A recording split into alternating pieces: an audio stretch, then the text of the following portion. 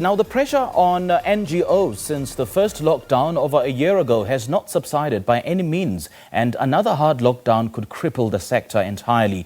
A survey by Tshikululu Social Investments in 2020 reported an income loss for two-thirds of NPOs since the beginning of the lockdown. The report indicated that the sector could take years to recover, with some organizations not recovering at all. However, there's been little movement at a policy level to ease the burden on NGOs of delivering vital social services. Dr. Armand Bam, the head of social impact at the University of Stellenbosch Business School, says while scholars and practitioners have raised the red flag regarding an unprecedented strain on the finances of NGOs, little can be seen by way of policy development that recognizes the support required in this sector. And to understand how the adjusted level 4 lockdown will impact NGOs, we are now joined via Zoom by Dr. Armand Bam, the head of social impact at Stellenbosch Business School. Dr. Bam, a very good evening to you. Thanks for joining us. Welcome to the Globe. Good evening, and thank you for having me. First of all, what's your reaction to the President's address with regards to how these restrictions will affect NGOs in particular? Well, I think what we have to recognize is that for non-governmental organizations, the immediate impact is going to be on a service delivery level. The ability for these organizations that generally tend to do a person-to-person service is going to be curtailed to a large degree. And when one looks at that, the recipients are going to be those that most need those services, either in healthcare, housing, education, they're going to be the most impacted by this. The second aspect is really the viability of these organizations. When we look at the first lockdown and what it was that it had done to the sector, it's going to have another impact on these organizations. And it's been written about this for this past year. And we expect that these organizations would take a year and a half, up to 5 years, just to recover. So one's going to see that immediate impact in the social sector. And bear in mind that the government has cut their social development spend by 6 billion rand this year. The knock-on effects is just going to be tremendous. So what's your understanding of whether these NGOs have been propelled to redesign or maybe pivot their projects in response to COVID-19? Well, they've had to redesign and they've had to adapt to the circumstances. Largely, the shift towards technology has had to take place. But again, when one looks at those organizations that were really the thrivers, those who were operating just to sustain themselves, they themselves have become strugglers. And when we look at those organizations that were actually sort of struggling before COVID impacted them, their access to technology was really non-existent. So if technology became the access point to funders, I think a large number of organizations weren't able to tap into that. And in fact, the shift to online fundraising wasn't as impactful as many organizations thought it would be. And then what about the donors of these organizations? Do you get a sense then that they are coming to the party in terms of, easing their protocols to allow their implementing partners to redirect their funding to COVID-19 response measures? When we look at individual donors, many organizations, and there was a number of international studies that have shown this, 60% of nonprofits have felt that individual donations have gone down.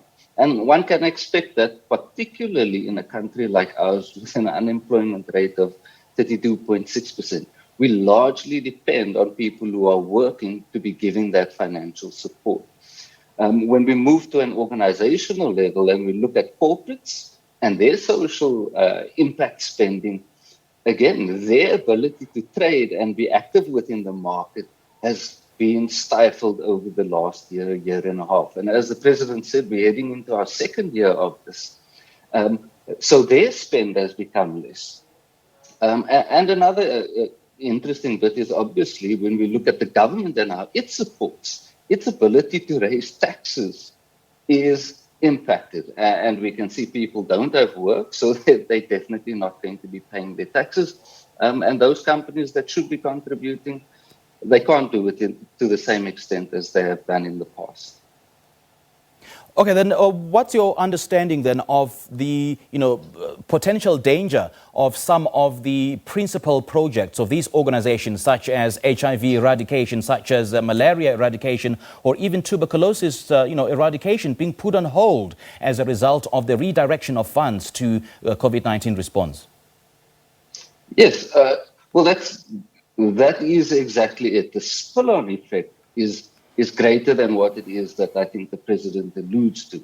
We talk about what's happening, particularly with the COVID pandemic and how we are implementing the rollout within the healthcare system, but there are many other aspects that are being left unattended to. And the reality is those organizations that are funded by government and corporates are going to struggle to continue to deliver their service, largely because it is that they won't have the finances to sustain that. And then people have to make a decision about what is it that they actually have to do to keep themselves operational. And I think that's where we're going to see a lot of organizations repurpose or redefine what their social mission is. And that's unfortunate. I think to a large degree, we're going to see that the spillover effect is greater than what we anticipated. And I understand that so many organizations are leveraging technology to sort of continue implementing of their projects. But then obviously it comes at a cost of jobs for some of these agencies' employees, because technology sort of makes things easier to operate or to implement some of these projects, and some people may lose their jobs. I think we're going to see that sooner than what it is that we anticipated. In fact, it's just going to become worse than what it is. An international study in 2020 showed that of those organizations that were impacted in terms of that incline in donation, those same organizations, 50% of them said that they had to retrench staff, they had to reduce their working hours, or they had to reduce their pay.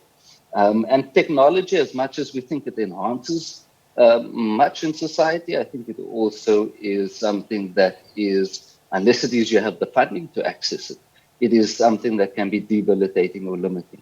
And so it really has become that tool or that medium to be able to communicate with the world when it is that we cannot have this face-to-face contact. And for many of the community-based organizations, I think it's going to continue to be a problem to be able to reach out to their donors, to reach out to those that can support them, because it's just not going to be at their means to do so.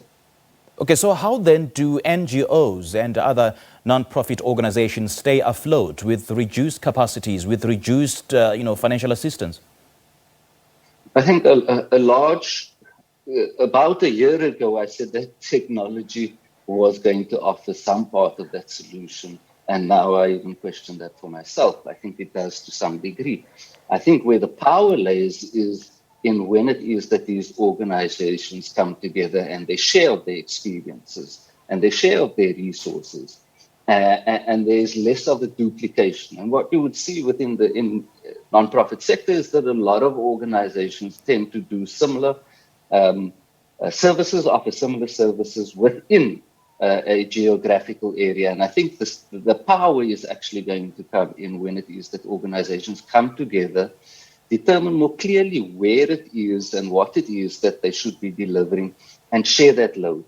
Because it's apparent one cannot depend just on finances alone to implement it. So it's going to be a matter of sharing those resources, sharing the responsibility, and just redefining what programs are delivered to citizens. All right, Dr. Armand Bam, great chatting to you. Thank you so much for your time. Thank you.